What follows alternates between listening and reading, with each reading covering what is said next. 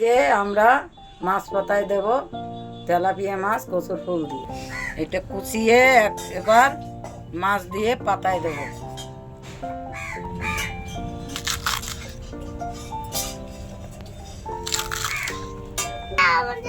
কাটা হয়ে গেছে। জিরা দিলাম, এই আদা কুচি, রসুন, মাছ পাতা, জিরা কুচি, জিরে দিছি, রসুন দিছি, লঙ্কা দিছি, আদা কুচি। মশলাটা এবার আমি করে নিলাম।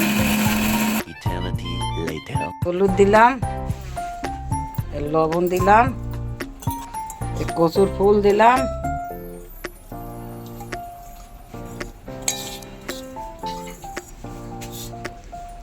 তেল দিলাম,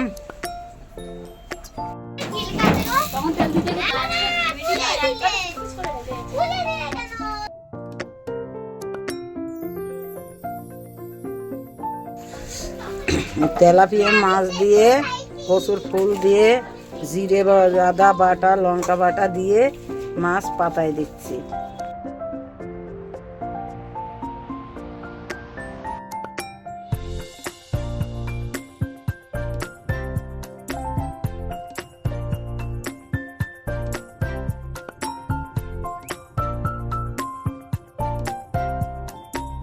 আস্তে আস্তে মাছটা ভালো সিদ্ধ হবে, দাগ লাগবে, তারপরে আবার ফিরেই দেবো।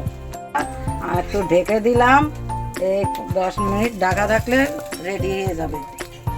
আস্তে আস্তে ফুটছে, সুন্দর করে দাগ লাগবে, তারপরে আবার ফিরেই দেবো। ঠাকুমা এবার মাছ পাতাটা ফিরিয়ে দেবে যাতে উল্টো দিকটাতেও দাগ লাগে। প্রথমে আরেকটা ধোয়া কলা পাতা ওর উপর দিয়ে কলার পাতাটাই সুন্দর করে সাজিয়ে দিতে হবে যাতে পড়ে না যায়। তারপর একটা থালা দিয়ে ভালোভাবে ঢেকে নিতে হবে। এবার সাঁড়াশি দিয়ে ধরে উল্টে দিতে হবে। এবার আবার হালকা আছে গ্যাসে বসিয়ে দিতে হবে যাতে এদিকটাতেও ভালোভাবে দাগ লেগে যায়।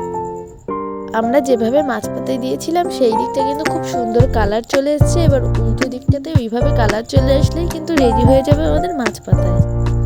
এই মাছ পাতায় এই ভিডিওটি